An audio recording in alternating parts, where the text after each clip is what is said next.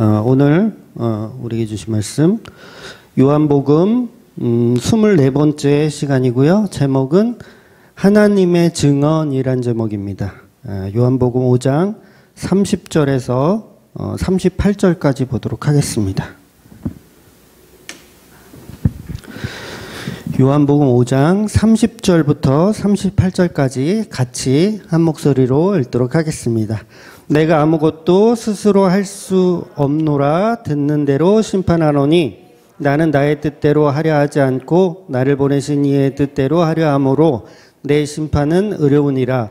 내가 만일 나를 위하여 증언하면 내 증언은 참되지 아니하되 나를 위하여 증언하시는 이가 따로 있으니 나를 위하여 증언하시는 그 증언이 참인 줄 아노라.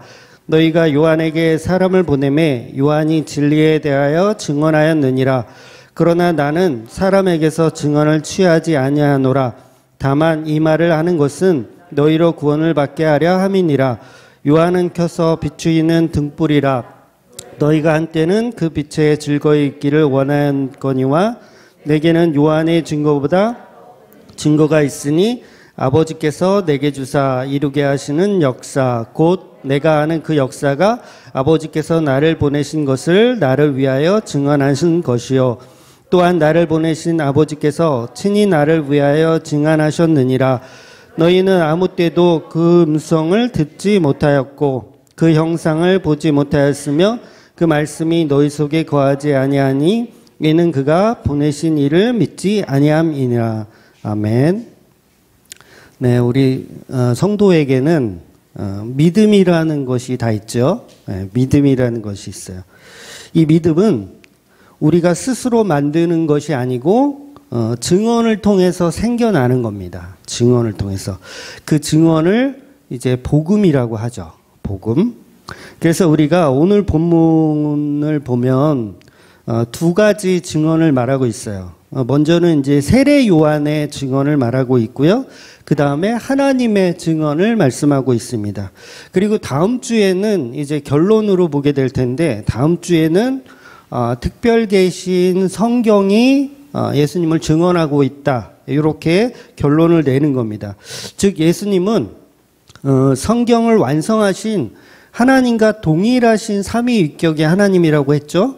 그러면 구약 성경을 예수님이 쓰셨다라고 해도 그건 틀린 말은 아니에요. 왜냐하면 같은 삼위일격의 하나님이기 때문에 예수님이 쓰신 것도 되고 성령님이 쓰신 것도 되고 성부 하나님이 쓰신 것도 되는 거예요. 그러니까 예수님이 구약을 쓰셨다 해도 됩니다.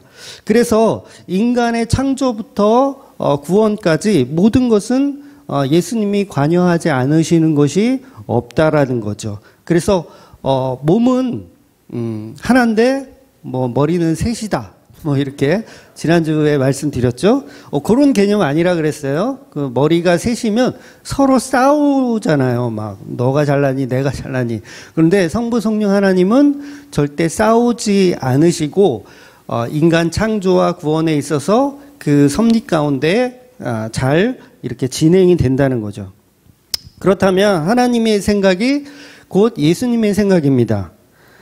그러면 성부 하나님의 생각, 성자 하나님의 생각이 다 일치하더라는 거죠. 일치. 그래서 예수님과 동일한 생각을 하는 게 사실은 성도들도 마찬가지거든요. 성도들도 성부, 성자, 성령 하나님과 동일한 생각을 하고 동일한 이 마인드로 살아가는 게 사실 정상적인 성도의 삶이에요. 그래서 그걸 신앙생활이라고 하는 것이고 그게 바로 쉬지 않고 기도하는 법입니다. 네, 쉬지 않고 기도하는 법이에요. 그러니까 주기도문에 보면 하늘의 뜻이 이 땅 가운데 이루어진 것처럼이라고 우리가 기도하잖아요. 그 말이 뭐예요? 하나님의 뜻이 나에게 이루어지는 거예요. 그러면 성부, 성자, 성령 하나님의 같은 마인드로 살아간다는 거죠. 뜻이 같으니까. 그래서 이 땅에서 우리는 우리의 삶의 어떤 이유를 펼치는 게 아니라 우리는 다 그거 펼치잖아요. 그죠? 내가 하고 싶은 거 이렇게 펼치죠. 근데 그게 성도의 뜻이 아니라 성도는 오직 삼위일격의 하나님이 펼치시려고 하는 그 일들을 함께 펼치는 게 성도라는 거죠. 그래서 결과적으로 내 뜻이 아니고 예수님 뜻과 일치시켜서 사는 거, 요게 성도의 삶이고, 이건 신학적으로 요거를 성화라고 하는 거예요. 요거를. 그래서 성부, 성자, 성령 하나님은 하나의 일을 위해서 서로가 서로를 증언해 주고 계신 거예요. 서로가 서로를 증언. 그래서 오늘 본문에서 세례 요한은 성령을 받은 사람이기 때문에 성령께서는 세례 요한을 통해서 예수님을 증언해 주고 계신 것이고, 또 창조주 하나님께서는 우주 만물을 통해서 하나님의 아들 예수 그리스도가 그리스도 되심을, 주 되심을 증언해 주고 있는 겁니다. 그래서 구약의 율법을 보면 증인은 항상 2명 이상 있어야 돼요. 2명 이상. 그래야 채택이 됩니다. 그래서 오늘 본문도 예수님이 세례 요한이 나를 증언했고 하나님도 나를 증언했다. 그리고 이제 다음 주에는 이제 모세 이야기까지 하실 거예요. 그래서 예수님 스스로 내가 나를 증언하면 스스로 어떤 증언 없이, 모세도 없이 뭐 세례 요한도 없이 그냥 내가 나를 증언하면 소용없다는 얘기를 하시는 거예요. 그래서 성령 받은 세례 요한의 증언이 있고 창조주 하나님의 증언을 통해서 예수께서 그리스도라는 사실을 이렇게 증언해 주는 거, 이게 진정한 성도의 믿음이라고 결론을 내고 있는 거예요. 여러분, 믿음은 그래서 성령이 주셔야 돼요. 성령이 믿음을 주셔야 그게 진짜 믿음입니다. 물론 성령은 성경을 통해서 일하시죠. 성경 밖에는 성령이 일 안 하세요. 성경 안에서 일하세요. 그래서 성경을 사사로이 풀면 안 돼요. 반드시 성령이 원하는 방향성을 가지고 성경을 푸셔야 되는 거예요. 그래서 믿음은 단순한 어떤 종교적인 것을 가지고 믿음이라고 하지 않더라는 거죠. 그래서 교회를 다니거나 아니면 절에 다니거나 그런 사람들 다 믿음이 있는 거잖아요. 믿음이 있는 어떤 종교인인데 그걸 성경에서는 믿음이라고 하지 않는다는 거죠. 교회는 다니는데 교회를 다니는 목적이 하나님의 영광, 예수 그리스도의 은혜가 아니라 나의 목적을 나의 어떤 것을 목적하는 이유 때문에 교회를 다니게 되면 그건 믿음이 아니라는 얘기죠. 그래서 어떤 목적 따위가 있으면, 여러분 무슨 목적 오늘 오셨어요? 어떤 목적으로? 뭐 부자 되기 위해서, 뭐 그런 분들 많아요. 진짜로 부자 되기 위해서, 아니면 병을 낫기 위해서, 뭐 힐링하러 나오시는 분도 있죠. 힐링. 우리 집사님도 오자마자 교회 오면 너무 좋아. 집에는 심심한데 교회 오니까 너무 좋아. 물론 무슨 의미인지는 정확히 알지만, 그러니까 어떤 힐링을 목적으로 해서 교회를 나오면 그게 믿음 없는 상태라는 거죠. 믿음 없는 상태. 그래서 믿음이란 범주가 상당히 넓잖아요. 믿음이란 범주가. 범위가 상당히 넓어요. 그만큼 가짜가 많다는 뜻이죠. 성도도 믿음이 있고 그냥 자기 목적으로 종교 생활하는 사람도 믿음이 있는데, 사실은 뭐 교회 다니는 사람뿐만 아니라 종교를 가진 모든 사람들은 다 믿음이 있어요. 그러니까 아예 종교가 없는 사람도 사실 믿음이 있어요. 그러니까 하나님을 믿지 않는 세상 사람들 믿음 없다고 생각하는데 그 사람들도 사실은 믿음이 있는 거예요. 어떤 믿음이냐면 하나님이 없다라고 하는 믿음이 있는 거예요. 그 믿음으로 세상을 열심히 사는 거죠. 그러니까 인간은 누구나 믿음이 있어요. 다만 선택이 중요한 거죠. 무엇을 선택하느냐. 하나님이 있다라고 선택하든 하나님이 없다라고 선택하든 그 선택에 관한 믿음을 가지고 있는 거예요. 그래서 반드시 성도의 믿음이란 십자가를 통한 복음의 믿음만 진짜 믿음이라고 이야기한다는 거죠. 나머지는 다 가짜 믿음이라는 거예요. 그래서 히브리서 11장을 보면 믿음이란 바라는 것의 실상이라고 표현하고 있어요. 또한 보이지 않는 것들의 증거라고 얘기하고 있습니다. 그러니까 우리는 예수님이 살아 계시기를 바라고 또 그걸 증언하는 걸 믿음이라고 하는 거예요. 그러니까 다른 사람들은, 다른 종교인들은 예수님이 살아계시고 예수님을 증거할 필요가 없죠. 그런데 그들도 믿음이 있단 말이에요. 예수님이 죽었다, 뭐 신은 죽었다라는 것도 일종의 믿음이라는 거죠. 그 믿음을 갖고 이렇게 신앙하는 거, 그거는 이제 가짜 믿음이라고 하는 거예요. 그래서 야고보서를 보면 행함이 없는 믿음은 죽은 믿음이라고 했어요. 행함이 없는 믿음. 그럼 여기서 말하는 행함은 우리가 또 뭐죠? 그럼 행함 그러면 우리는 그냥 주일 성수나 어떤 11조나 교회 봉사하는 거, 뭐 이런 거를 우리가 행함이라고 생각을 해요. 그런데 이런 행함이 정말 행함이라면 뭐 신천지 교인들이나 아니면 여호와의 증인들은 정말 믿음이 대단한 거잖아요. 행위를 많이 하니까 거기는 막 강제로 이렇게 행위를 하죠. 그런데 이단들은 아무리 열심히 그 믿음을 발동해서 행하더라도 그걸 가짜 믿음이라고 하더라는 거죠.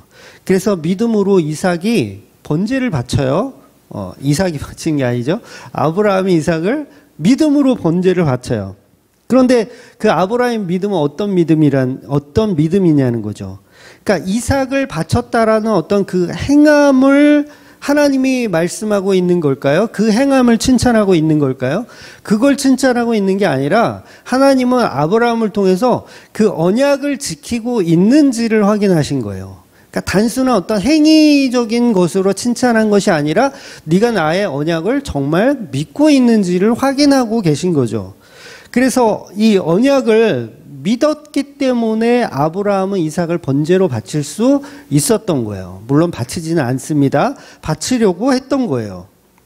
그래서 아들을 번제로 바친 그 행위가 믿음이라고 말하는 것이 아니고 그 언약을 믿고 있는 걸 믿음이라고 하고 그걸 행함이라고 한다고요. 즉 아브라함의 경우는 행함이 곧 그 언약을 믿는 거였어요.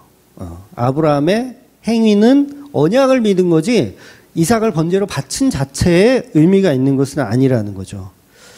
그래서 그 언약은 뭐였어요? 당연히 예수 그리스도의 십자가 은혜죠. 그래서 뿔이 숲에 걸려있는 그 순양을 발견하게 되잖아요. 이걸 여호와 이레라고 하는 거예요. 여호와 이레. 하나님이 준비하셨다. 그러니까 우리의 행함은 여호와 하나님이 준비하셨다예요. 그러니까 그걸 드러낼 수가 없죠. 우리가 그걸 자랑할 수가 없어요. 우리의 행함은 여호와 이레이기 때문에 그걸 자랑할 수가 없는 거예요. 아, 준비는 하나님이 하시는 언약이군요. 이것을 믿음이라고 한다는 거죠. 이걸 행함 있는 믿음이라고 결론 지을 수 있는 거예요. 그래서 야고보가 말하는 행함 있는 믿음이란 정확한 방향성을 가진 믿음의 상태를 행함 있는 믿음이다라고 표현하는 거예요. 어떤 믿음의 방향성이 정확해야 행함 있는 믿음이라는 거예요. 그러니까 바르다라는 게 뭐예요? 바르다. 그러니까 나를 위한 신앙생활 하는 건 다 틀린 거예요. 바른 신앙생활은 나를 위해서가 아니라 날마다 나를 부인하고 십자가를 지고 따르는 걸 바른 신앙이라고 하는 거예요. 그래서 신앙생활 하는 건 믿음의 행위죠. 믿음의 행위. 그래서 진리를 믿음이라는 거예요. 진리가 믿음이다. 곧. 진리가 아니면 그건 믿음이 될 수가 없는 거예요. 가짜 믿음은 모든 사람들이 다 가지고 있습니다. 근데 진짜 믿음은 모든 사람이 다 갖지 못해요. 제가 여러분들한테 마술을 하나 보여드릴 거예요. 네. 설교 시간에 별짓을 다 해요. 네. 마술을 하나 보여드릴게요. PPT를 하나 넘겨주시겠어요? 카드가 아마 나올 거예요. 네, 카드를 유심히 보세요. 시간은 많이 안 들여요. 이 중에 한 장을 여러분이 선택합니다. 시간 많이 안 들이니까 까먹지 마세요. 한 장을 선택해요. 네, 선택하셨습니까? 네, 넘겨주세요. 그럼 안 보이게 다음 칸으로 넘겨주세요. 네, 그리고 까먹었죠? 기억하세요. 자, 옆 사람과 상의하지 마시고 마음속에 한 장의 카드를 지금 선택하셨습니다. 그리고 그걸 기억하고 계실 겁니다. 뭘 선택했지? 어리둥절하지 마시고 잘 기억하셨다면 선택한 카드가 믿음의 방향성인지 아닌지 여러분은 알 길이 없어요. 여러분이 옳은 선택을 했는지 틀린 선택을 했는지 알 길이 없어요. 다만 정답을 제가 공개해야 내가 옳은 선택을 했는지 틀린 선택을 했는지 알 수가 있는 상황이 되는 거예요. 그러니까 무슨 말이냐면 예수님께서는 십자가라는 정답을 사역 마지막에 보여주시는 거예요. 짜잔, 이거였어. 이거 선택한 사람 있어? 라고 말씀하시는 거죠. 그렇다면 우리가 정답을 보기 전까지는 우리가 선택한 그게 믿음이라고 정의할 수가 있어요, 없어요? 정의할 수가 없는 거예요. 예수님께서 십자가라는 정답을 보여주시기 전까지는 그걸 우리는 믿음이라고 할 수가 없더라는 거죠. 그래서 그건 굉장한 방향성이 중요하다는 거예요. 내가 아무리 그걸 혼신을 다해서 믿어도 소용이 없다라는 거죠. 그래서 중요한 것은 카드를 선택했다라고 하는 그 어떤 자신감이 아니라, 자신감은 믿음이 아니에요. 반드시 제시하는 정답, 그 선택 가운데 진리 안에 있어야 그게 맞는 것이고, 그랬을 때 비로소 내가 복음을 알았다라고 표현할 수 있는 거죠. 놀랍게도 그 선택은 여러분이 선택한 것 같지만 예수님께서는 친히 여러분에게 찾아오셔서 그 선택을 할 수 있게 만들어 가신다는 거예요. 자, 이제 여러분의 선택한 카드를 머릿속에 한 번 더 떠올리고 다음 카드를 보여드리도록 하겠습니다. 네, 다음 카드를 보여주세요. 한 번 더. 한 번 더. 네. 자, 이 카드를 선택하신 분, 한번 손 한번 들어보세요. 한 분, 두 분, 네. 세 분, 네. 자, 확률 게임에서 세 분이 이제 선택에 정확하게 들어오신 거예요. 나머지는 다 다른 선택을 하셨습니다. 그러니까 무슨 말이냐면 우리가 선택하는 거는 의미가 없다라는 거예요. 하나님이 이끌어가는 선택의 방향성을 그걸 보았을 때 비로소 그걸 믿음이라고 한다고요. 그러니까 우리의 선택은 중요해요, 안 중요해요?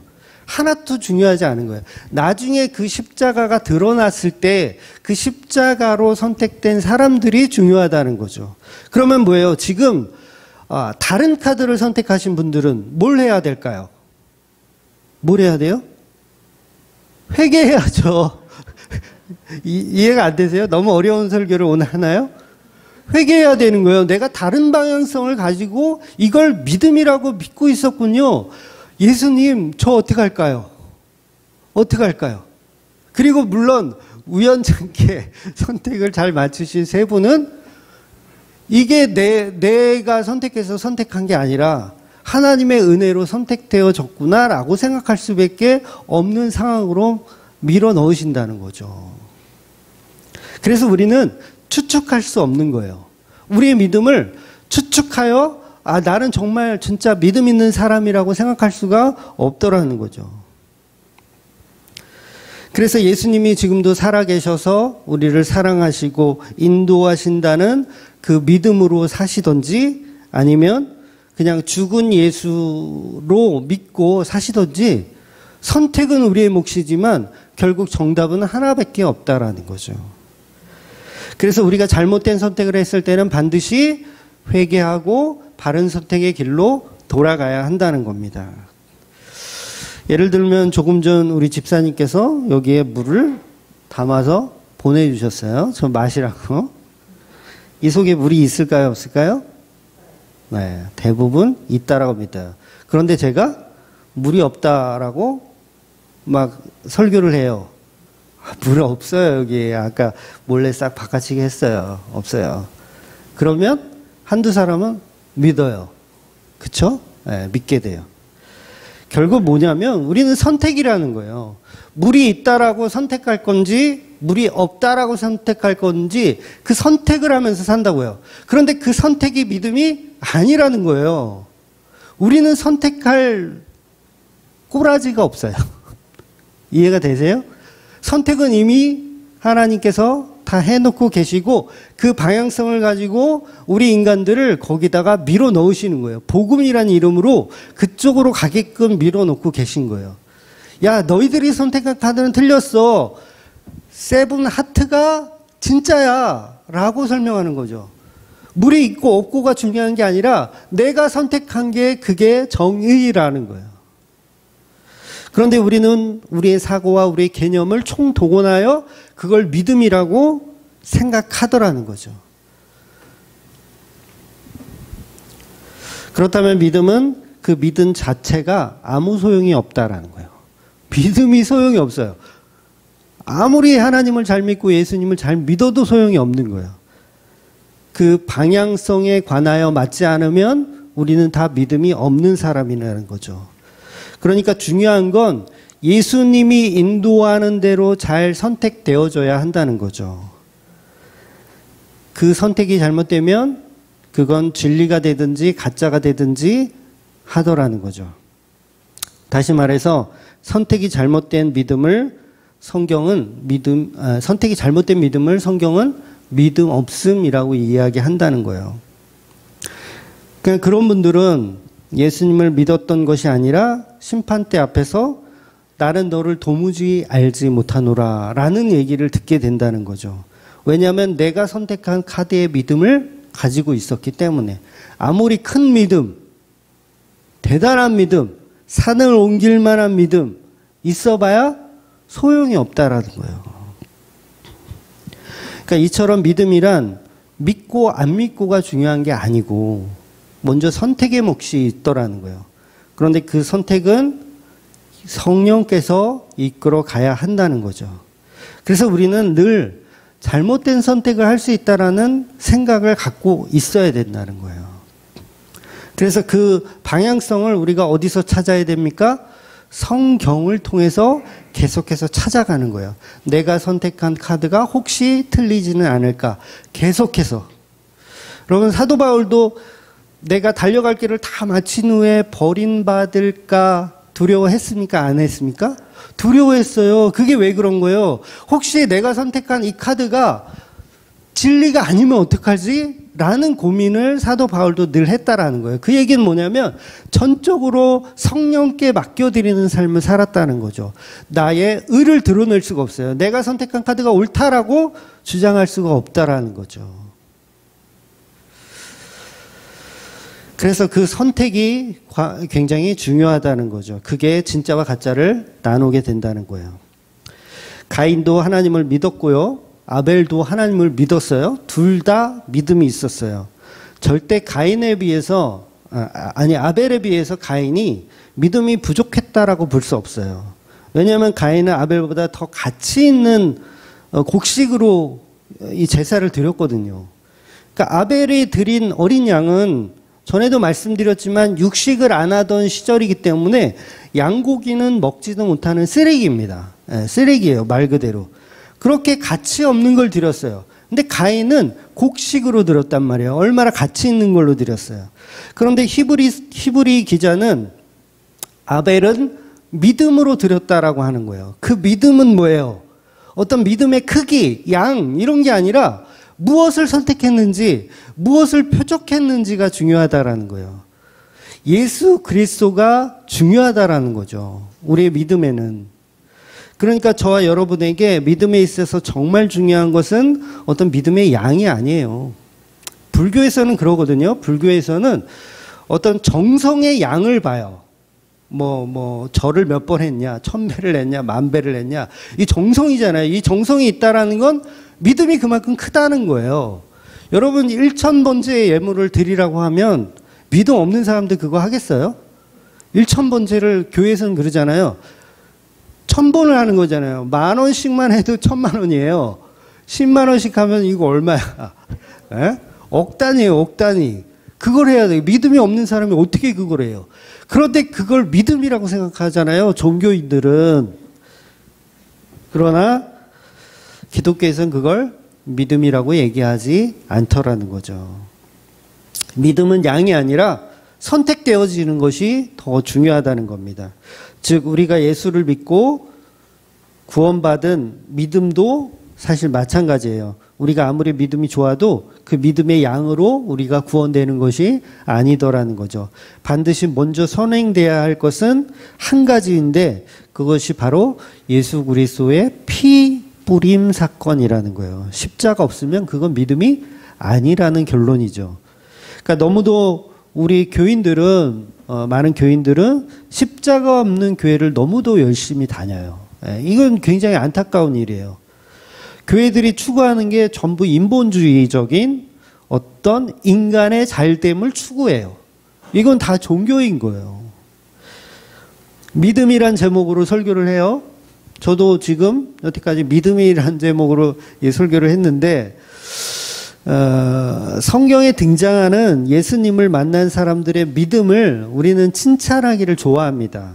뭐 예를 들면 수로보니게 여인의 믿음, 우리 본받자. 야, 어떻게 개들도 주인상에 떨어지는 부스레기를 먹지 않습니까? 이런 겸손한 믿음이 어디 있냐? 우리도 이런 믿음의 소유자가 되자라고 그 믿음을 가리켜요. 그리고 12년 혈루증 앓고 있는 여인이 예수님의 옷자락을 이렇게 붙잡으려 했던 그 마음, 그 마음이 우리는 간절함이 있어야 된다. 중풍병자를 이렇게 내 친구가 들머지고 천장을 뚫어가지고 이렇게 내리는 이 친구들의 우정과 믿음, 대단하지 않냐? 얼마나 훌륭하지 않냐? 이러면서 이걸 믿음이라고 한다고요. 근데 그게 다 틀린 얘기라고요. 가짜라고요, 그게. 전부 인본주의적인 내용을 가지고 복음이라고 착각하게 만드는 어리석음이라는 거죠. 정작 예수님이 그리스도라는 사실은 없고 십자가 은혜는 없고 인간들이 가진 믿음을 칭찬한다고요. 그 큰 믿음을 칭찬해요. 내가 선택한 잘못된 카드에 대한 이 정성, 그걸 추구하는데 많은 사람들은 거기에 열광하고 거기에 호응을 하더라는 거예요.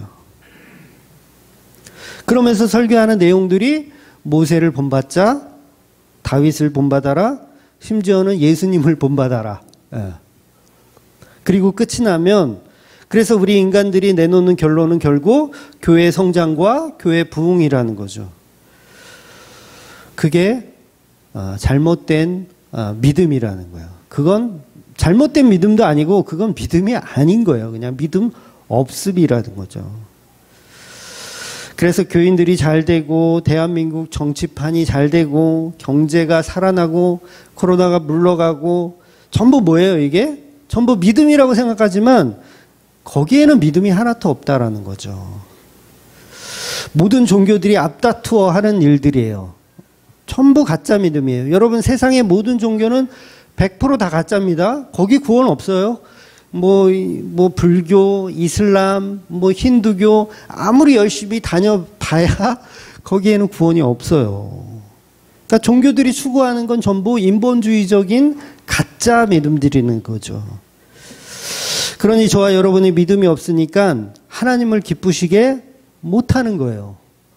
엉터리 믿음, 엉터리 카드를 가지고 이거 하나님이 원하시는 카드죠? 이러고 있으면 우리는 하나님을 기쁘시게 못한다는 거죠.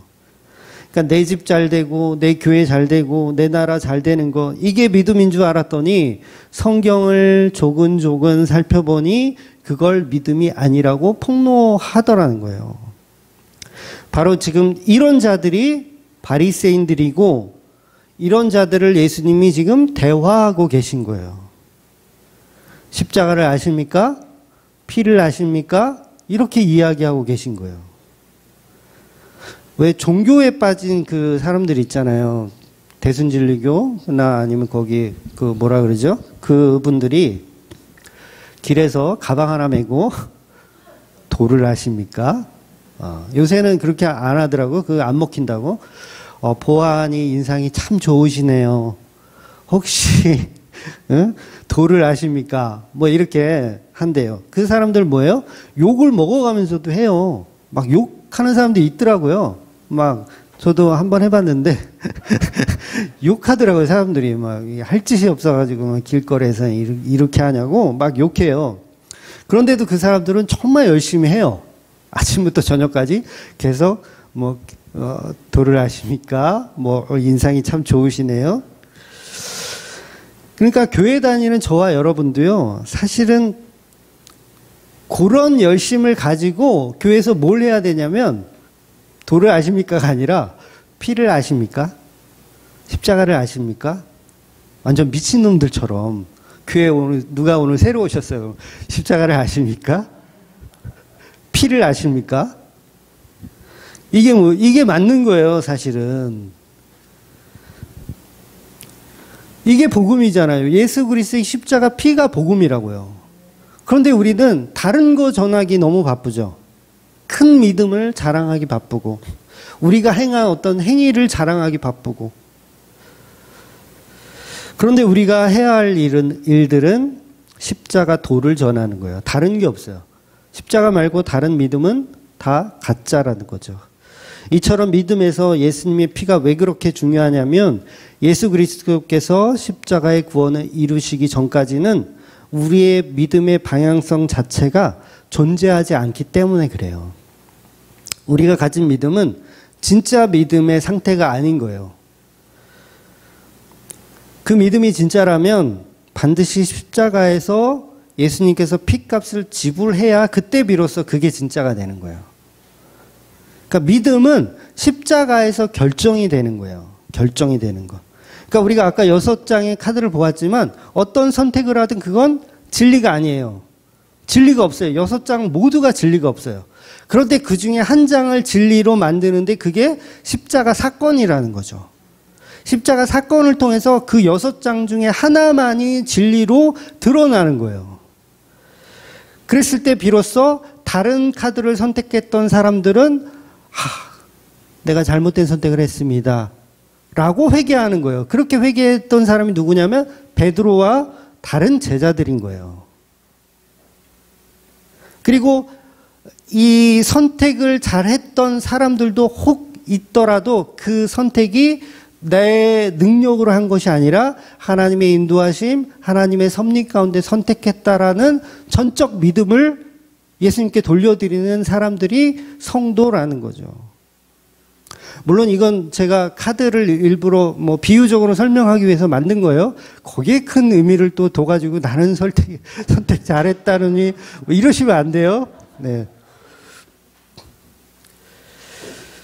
그러니까 사실 베드로도 가룟 유다였던 거죠. 베드로도 가룟 유다였던 거. 저 인간은 예수님 배신한 인간인데 어떻게 구원받았지? 그러니까 천국에 갔는데 정말 구원받지 않아야 될 사람이 천국에 혹 있다면 그럼 우리는 그거 어떻게 표현할까요? 이게 은혜구나. 이렇게 표현할 수밖에 없는 거예요. 여러분, 가룟 유다가 천국에 갔단 말 아니에요? 자, 오해는 마시고 우리가 천국에 갔는데 거기 가룟 유다가 있는 거야.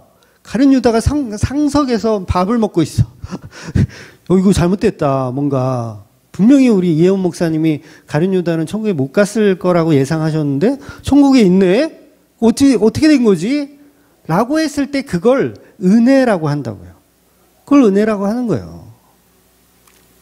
즉 저와 여러분은 늘 잘못된 선택 가운데 있는 존재인데 하나님이 천국에 보내주시는 거예요. 누구 때문에? 예수님의 피 때문에. 그걸 은혜라고 한다고요. 그럼 거기에는 우리의 자랑 삼을 게 하나도 없다라는 거예요.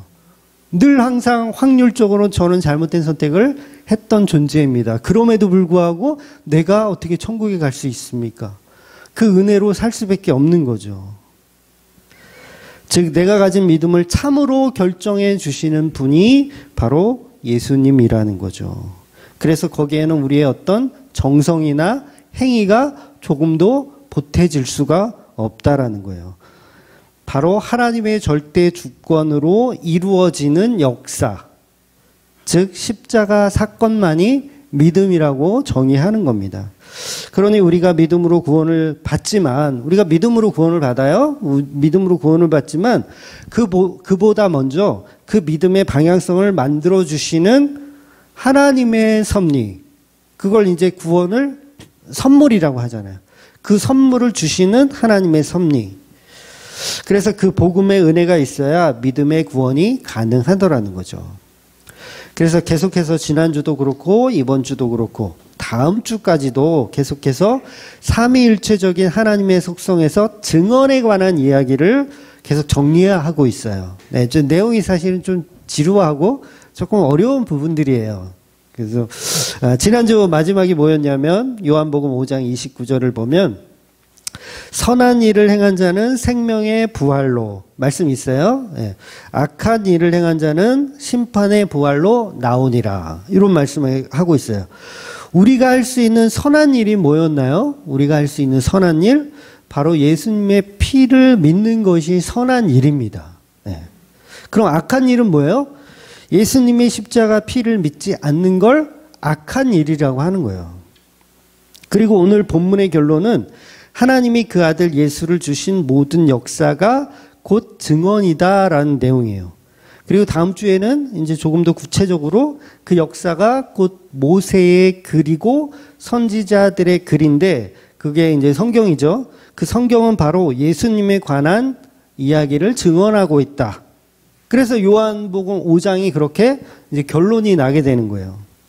그래서 오늘 본문에서 사람들은 예수님을 메시아라는 사실을 도무지 믿지 못하는 거예요. 도무지 예수님 메시아라는 걸 믿지 못해요. 그래서 예수님이 아주 상세하게 그 복음이 어디서부터 왔는지를 상세히 알려주고 있는 본문입니다.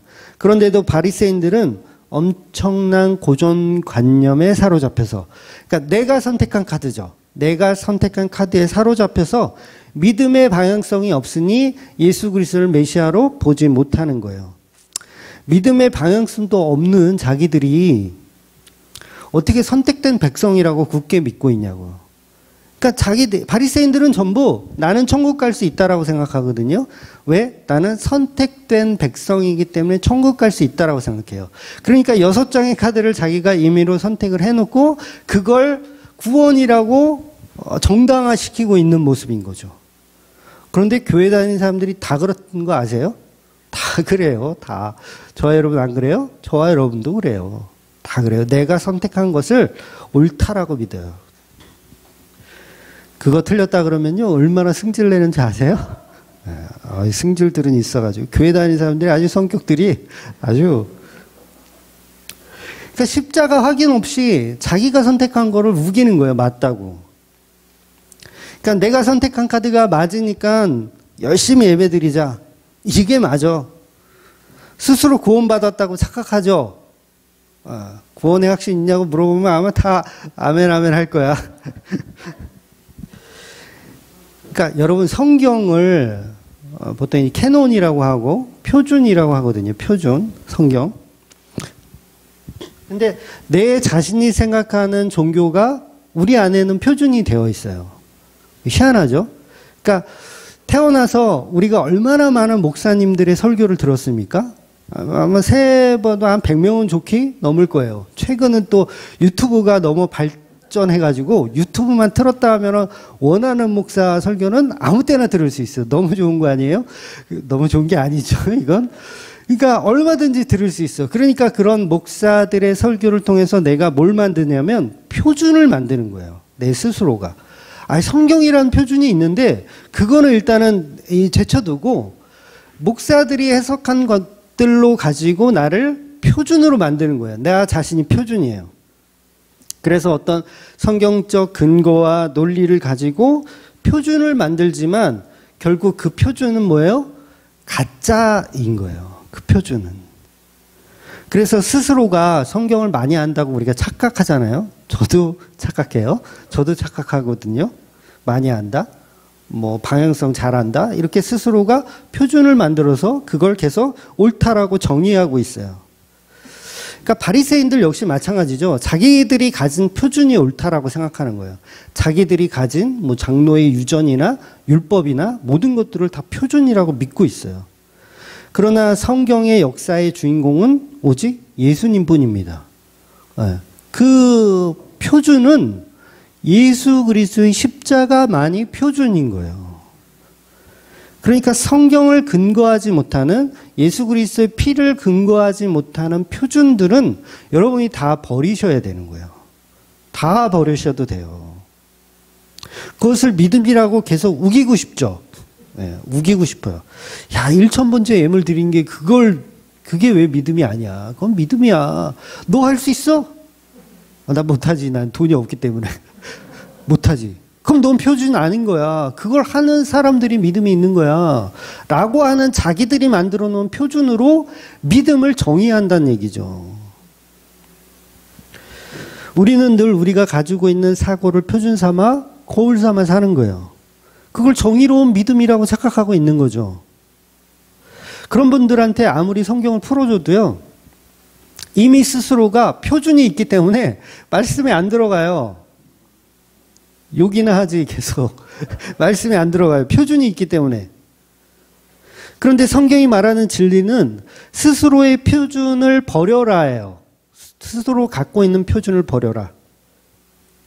다른 세상의 복음이 되어버린 그 상태, 그거 버려라.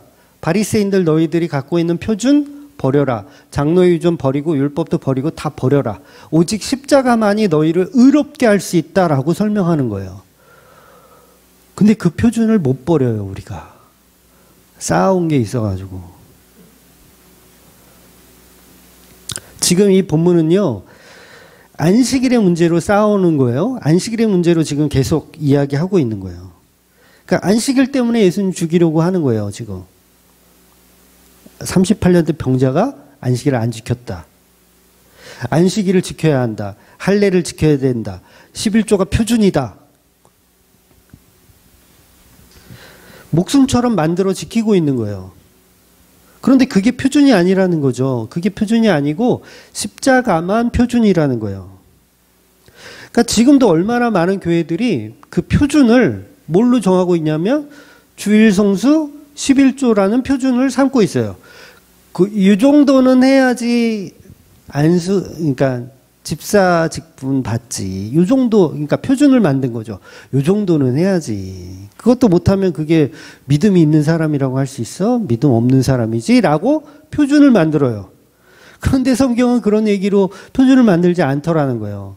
오직 예수님의 십자가 피로 나온 자들만 거듭난 자들이고 그들이 표준을 정해져 있는 사람이다라고 얘기하는 거예요. 다시 말씀드리지만 믿음은 나를 부인하는 방향성이에요. 나의 표준을 버리는 방향성.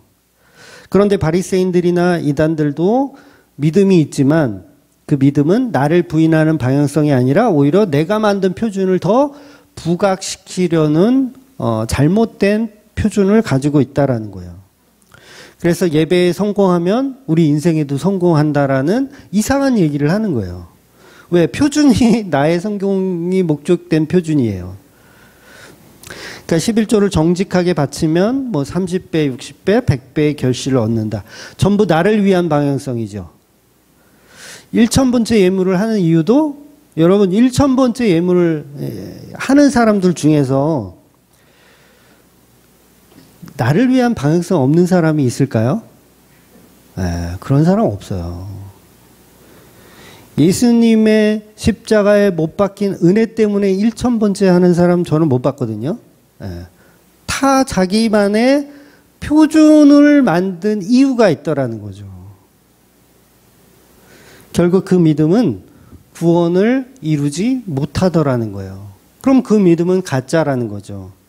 그래서 오늘 예수님은 세례 요한이 내게 대하여 증언하지 않았느냐라고 말씀하시는 거예요. 표준을 얘기하시는 거예요. 세례 요한이 말한 그 표준을 설명하고 계신 거예요. 메뚜기와 석청을 먹어가면서 그 평생을 제사장의 아들로 태어나서 남부럽지 않게 살 수 있는 그가, 그 세례 요한이 나를 증언하기 위해서 광야에서 그렇게 살았었다라는 이야기를 하는 거예요. 그런데도 너희는 내가 메시아라는 것을 믿지 않으니 너희들은 정말 잘못된 선택을 하고 있다라는 거죠. 잘못된 표준을 만든 가짜들이라고 폭로해 내고 있는 겁니다. 너희들은 요한의 등불을 인정했잖아. 요한의 등불을 인정했고 그 빛을 즐거워했었는데 정작 그림자가 치워지고 본질이 오시니까 그 본질을 요한의 등불보다 더 하찮게 여기더라는 거예요. 그래서 예수님이 지금 책망하고 계신 내용입니다. 이 말씀은 바리새인에게만 주시는 말씀이 아니라 오늘날 저와 여러분에게도 동일하게 주시는 말씀입니다. 그러니까 너희는 엉터리라고 얘기하시는 거예요.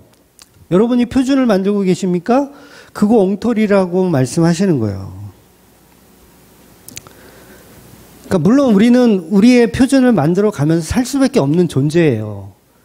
우리 교회도 12신조 있잖아요. 주맘교회 12신조. 초대교회, 사도행전에 나온 초대교회의 모토로 한 아주 멋진 12가지 항목 있잖아요. 근데 그게 표준이 아니라는 거예요. 그게 표준이 아니라 예수 그리스도의 십자가 은혜가 표준이라는 거죠. 그러니까 그 은혜를 우리가 아느냐 모르느냐, 그리고 그걸 믿느냐 안 믿느냐, 이걸 믿음이라고 정의한다라는 거예요. 그래서 우리가 교회 다니는 목적은 결국 나의 표준을 버리고 예수 그리스도의 십자가의 도를 배우고 그걸 복음으로 인정하고 그 사랑을 느끼는 거예요. 그래서 하나님의 존재를 많은 사람들은 별로 중요하게 생각 안 해요. 그러니까 십자가, 은혜 별로 중요하게 생각 안 해요. 그냥 종교인이라는 어떤 자부심, 이것도 굉장히 크거든요. 종교인이라는 자부심. 그러니까 그게 십자가든 황금 송아지든 그건 중요한 거 아니에요. 내가 종교생활 하고 있냐가 중요한 거지. 그런데 그걸 믿음 아니라고 정의한다는 거예요. 그래서 그게 발전하면 종교다원주의로 가는 거고 교회 안에 가짜들이 가득하게 되는 거예요. 그러니까 하나님의 증언이 없는 상태가 되는 거죠. 가짜의 상태, 가짜 신앙인의 상태. 그러니까 그런 사람들이 괜히 교회 선거철 되면 국회의원들도 교회 나오시잖아요. 큰 교회 이렇게 교회 나오셔서 괜히 헌금하시고 괜히 인사하시고 광고 시간에 왜 인사할까요? 나 종교인이라는 거죠. 종교인을 드러내고 싶은 거. 그러니 교회들이 갈수록 믿음은 없고 행위만 있게 되는 겁니다. 믿음 따위는 상관없어. 주일 성수를 열심히 하면 돼. 헌금을 빼먹지 않으면 축복을 받을 거야. 복을 더 받고 싶으면 일천번제를 해. 도전해봐. 도전 일천번제. 그러니까 예수님을 사랑해서 예수님의 은혜 때문에 신앙생활을 하는 게 아니고 전부 나의 잘됨을 더 부각하기 위해서 교회를 다닌다는 거예요. 물론 행위 자체가 나쁜 건 아니에요. 행위 자체가 나쁜 건 아니지만 행위는 그냥 나오게 돼 있거든요. 믿음이 곧 행위니까 나오게 되어 있어요. 그러니까 저는 의도적으로 주일 성수를 일부러 하지 말라고 말씀 안 드려요. 어떤 분들은 그렇게 오해하시는 분들이 있더라고요. 주일 성수 안 해도 된다니까 그럼 교회도 대충 가고 싶을 때나 가면 되나 보다. 연보도 하지 말라니까 헌금도 안 해도 되나 보다. 그러니까 방향성이 있다면 자연스럽게 나오는 일들이기 때문에 그걸 의미 없다라고 보는 거예요. 그러니까 히브리서 11장 6절에 믿음이 없이는 하나님을 기쁘시게 하지 못하나니 하나님께 나아가는 자는 반드시 그가 계신 것과 또한 그가 자기를 찾는 자들에게 상 주시는 이심을 믿어야 할지니라. 이렇게 말씀하고 있어요. 그러니까 믿음 없는 행위는 하나님을 기쁘시게 할 수 없다라고 정의하고 있죠. 다시 말씀드리지만 지난주 말씀의 결론이 29절이었어요. 그 말씀 뭐냐면 오직 말씀이 육신되어 이 땅에 오신 그 예수님이 성자 하나님이라는 사실을 믿고 그 은혜를 누리며 사는 것, 바로 그게 29절이 말하는 선한 자라고 설명하고 있어요. 그렇지 않은 자는 심판을 받는 거예요. 즉 하나님이 생각하는 선한 자는 뭐냐면 육체로 오신 예수 그리스도를 믿는 것을 선한 자라고 결론 내는 거예요. 그래서 우리가 아무리 윤리적이며 도덕적인 어떤 행위적인 어떤 훌륭함으로 예수 그리스도의 예수 그리스도를 말해도 그 십자가 은혜 안에 들어오지 않으면 그건 심판을 받게 된다는 거죠. 심판을 받는 악한 자들이 된다는 거예요. 바로 이것이 하나님의 뜻이고 예수님이 이루어 가시는 그 은혜라는 거예요. 이 땅에 오셨다는 말씀을 그래서 오늘 본문이 하고 있는 겁니다. 그래서 본문 31절 보면 오늘 황당한 말씀을 하나 하세요. 뭐냐면 5장 31절 보면 내가 만일 나를 위하여 증언하면 내 증언은 참되지 아니하되. 이거 무슨 말씀이에요? 예수님도 예수님 자신이 내가 예수다. 내가 메시아다. 그러면 그 말은 소용없다는 얘기예요. 스스로가. 반드시 하나님이 증언해 주셔야 한다는 거예요. 그래서 하나님의 증언, 즉 성령의 증언이 중요합니다. 세상에 가짜가 얼마나 많아요? 스스로가 자칭 예수라고 하는 사람이 대한민국에만 한 3, 40명 있다고 하더라고요. 자칭 내가 예수다. 재림 예수다. 뭐 보혜사다. 3, 40명 된대요. 물론 예수님은 하나님의 증언이 없이도 참되신 그리스도가 맞아요. 맞아요. 참되신 그리스도가. 그런데 복음이기 때문에 어쩔 수 없이 우리한테 설명해야 되기 때문에 이렇게 표현하고 있는 거예요. 요한복음 8장 14절을 한번 볼까요? 여기서는 다른 말씀을 하거든요. 전혀 다른 말씀. 14절. 예수께서 대답하여 이르시되 내가 나를 위하여 증언하여도 내 증언이 참되니 나는 내가 어디서 오며 어디로 가는 것을 알거니와 너희는 내가 어디서 오며 어디로 가는 것을 알지 못하느니라. 전혀 반대 얘기를 해요. 아까는 내가 내 입으로 메시아다 그러면 소용없다라고 하시고 8장 14절에는 내가 나를 위하여 증언하는 게 참되도다. 이렇게 얘기하는 거예요. 무슨 얘기예요? 왜 이 말했다 저 말했다 하시죠? 예수님이? 왜 두 가지 얘기를 하실까? 아마 설교할 때도 이런 경우가 있어요. 설교할 때도 목사님 창세기 강의할 때는 이렇게 말씀하셨는데 사도행전 강의할 때는 반대로 말씀하시네요. 요거 가지고 이제 트집 잡고 막 죽이려고 이제 덤벼드시는 분들 간혹 있죠. 왜 목사가 한 입 갖고 두 말 하냐고. 그러니까 어떻게든 끌어내리려고 하는 거죠. 근데 예수님도 지금 보면 두 가지 말을 하시는 거예요. 동시에. 이게 왜 그러냐면 듣는 대상에 대해서 화법이 달라지는 거예요. 듣는 대상에 따라서. 그러니까 저도요. 완전 초신자 있죠. 교회에 처음 나오시는 분한테 드리는 복음하고 교회를 주만교회를 한 10년 다니신 분하고의 전하는 복음의 메시지하고 같습니까? 같을 수가 없어요. 약간 돌려서 이야기를 해야 돼요. 왜냐하면 초보자들은 그걸 이해할 수 있을 만한 능력이 없기 때문에 돌려서 이야기해야 된다는 거예요.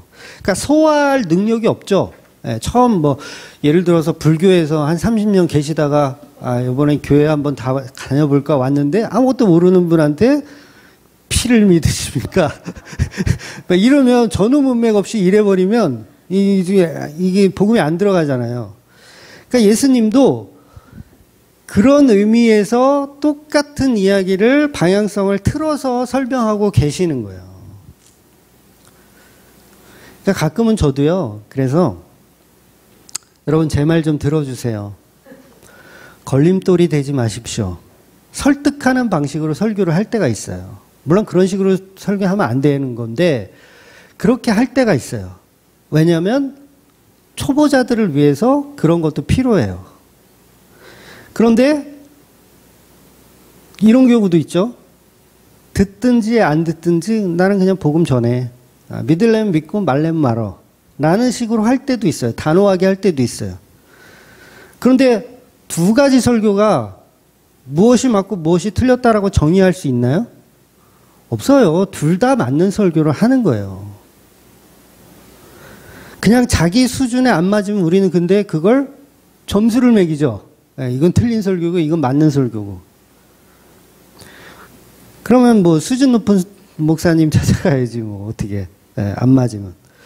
그러니까 유튜브나 카페에도 이제 사람들이 이제 글을 좀 쓰잖아요. 유튜브 같은 경우는 이제 물론 이게 올려도 제가 이상한 글 쓰면 다 지우거든요. 근데 카페에서도 그렇고 유튜브에서도 그렇고 막 복음적인 이야기를 막 써요. 우리 회원들이 복음적인 이야기를 써요. 그런데 간혹 보면 초신자인 거야. 이분은 물론 교회를 30년 다녔어도 초신자인 분들이 있어요. 그래서 이분은 복음에 대해서 정리를 잘 못하신 것 같은데 막 글을 막 써. 제가 볼 때는 조금 좀 문제가 있는 내용들이 있을 경우가 있어요. 그러면 단호하게 할 때가 있죠. 이건 잘못됐습니다, 집사님. 이런 복음의 형태는 틀렸습니다라고 지적을 해줄 때가 있고 또 어쩔 때는 잘 둘러 설명해 드릴 때가 있어요.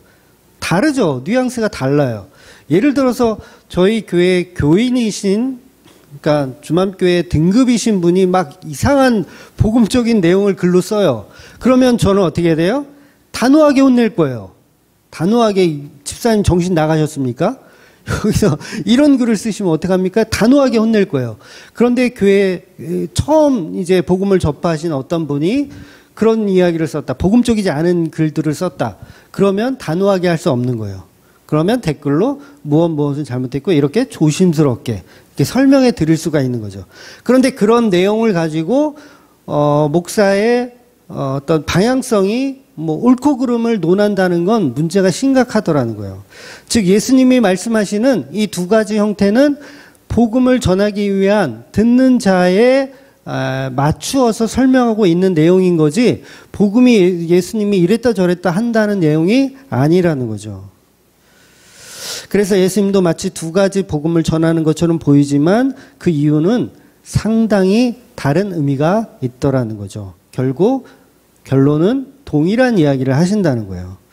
즉 예수님은 누구의 증언도 필요가 없는 그리스도가 맞습니다. 그럼에도 불구하고 우리 보고 알아들으라고 세례 요한의 증언이 필요하고 모세의 증언이 필요하다라고 이렇게 5장에서는 이렇게 자세히 아직 개념들이 없으니까 5장에서는 이렇게 설명해 주시는 거고 8장에 가서는 이 알만한 놈들이 왜 그럴까라고 약간 호되게 말씀하시는 그런 개념이라고 이해하시면 된다는 거예요. 그래서 복음을 설명하는 방식은 여러 가지가 나올 수가 있습니다. 그래서 목사들마다 설교의 방식이 다 다른 거예요. 똑같을 수가 없어요. 그러니까 어떤 해석도 약간씩 다르고 과정도 약간씩 다르지만 결론이 예수 그리스도의 십자가 은혜로 나온다라면 그건 복음적인 설교라고 할 수 있다라는 거죠. 그런데 복음적인 설교를 하는 목사들까지도 도마 위에 올려가지고 막 점수 매기죠. 누구는 몇 점이고 누구는 몇 점이고 나는 누구누구만 오라. 이분 목사의 설교만 무조건 표준이야. 그러면 그거 큰일 나는 거예요. 그 자체가 큰일 나는 거예요. 그러니까 물론 자기가 출석하는 교회 목사님이 이렇게 옳다, 그분이 참 바르게 하신다, 이거는 좋은 현상이지만 특히 근데 그런 점수 매기는 사람들은 어떤 사람들이냐면 가난한 성도들이 꼭 점수를 매겨요. 어떤 목사가 몇 점이다 이러면서 정말 심심하신 분들이에요. 그분들이 복음의 설교자라면 누가 더 훌륭하다 이런 건 소모적이고 미련한 싸움입니다. 여러분 바울이 훌륭합니까? 베드로가 훌륭합니까? 솔직히 내 이거 막 넘어오잖아. 바로 넘어오잖아. 아무 소용이 없는 거예요. 그거는. 그러니까 학식이 뛰어난 바울도 베드로에게 배울 게 있어요. 왜냐하면 나는 예수님하고 같이 먹고 자고 하면서 생활을 못 해봤는데 베드로는 그걸 다 해봤잖아. 그러니까 사도 바울은 베드로한테 그런 면들을 좀 배우는 거고 또 이 베드로는 이 학식이 많은 사도 바울을 통해서 신학은 저렇게 공부했어야 되는구나. 요렇게 풀면 되는구나. 그게 논리적인 거구나. 요거를 서로에게 배우는 거예요. 그러면 누가 옳다, 누가 더 대단하다 이렇게 나올 수가 없는 거죠. 둘 다 사도일 뿐입니다. 그러니까 어떤 목사만 바르고 어떤 목사만 옳다 이런 분들은 없겠죠. 우리 교인들 중에서는. 그러니까 본질이 뭐냐면 예수님만 참되시다라는 거예요. 예수님만 참되다. 하나님이 선지자를 통해서 사도들을 통하여 증언해 주신 그 예수님. 그래서 모든 성도는 그리스도를 위하여 존재하는 거예요. 베드로도 그리스도를 위하여, 사도 바울도 그리스도를 위하여, 저와 여러분도 그리스도를 위하여 존재하는 거예요. 모세가 있었던 이유, 그리스도를 위하여. 목사가 있는 이유, 그리스도를 위하여. 여러분이 있는 이유, 그리스도를 위하여. 그리스도를 위하여인데 어떤 위하여냐면 예수님의 보혈의 피의 증언을 위한 도구로. 그래서 우리 인생 자체가 예수님의 표적이어야 되는 거예요. 예수님의 표준이어야 된다는 거예요. 우리가. 저와 여러분이 태어난 이후 예수님을 증언하기 위해서 태어났습니다. 성도는 은혜 받은 자라면 동시에 은혜를 나누는 자이기도 해요. 그러니까 우리를 부를 때 한 사람 개인을 부르지 않으세요. 예수님은 너를 통해서 교회를 부르시는 거예요. 너를 통해서 교회로 만들어 가시는 거예요. 그러니까 거기에는 피의 나눔이 있더라는 거죠. 피의 나눔. 그래서 제가 웬만하면 여러분 다 사역하시라 그러는 거예요. 사역하라, 사역해라. 그까지 세상 돈 많이 벌면 뭐 할 거예요? 소고기나 사 먹겠지. 예? 이 놀라운 복음을 나누는 그런 일, 신나게 하시라는 거예요, 신나게. 그래서 교회는 하나님의 곳간의 열매들을 가득 쌓아놓고 잔치를 벌이는 거예요. 저와 여러분 배달부예요. 곡식 이렇게 짊어지고 하나님 창고에 이렇게 쌓아놓는 그런 배달부들. 하나님의 창고에 가득한 열매들을 바라보며 우리가 함께 잔치를 나누는 것, 그게 바로 교회입니다. 그래서 말라기는 그 회복을 이야기하고 있는 거예요. 그 회복되어져야 한다. 그 회복이 되어지기 위해서 반드시 예수님이 오셔야 되고 예수님의 핏값으로 만들어진 교회들이 그 일들을 감당하게 된다는 거예요. 그래서 그 은혜로 살아가는 저와 여러분 되시기를 주의 이름으로 축원드리겠습니다. 아멘. 기도하겠습니다.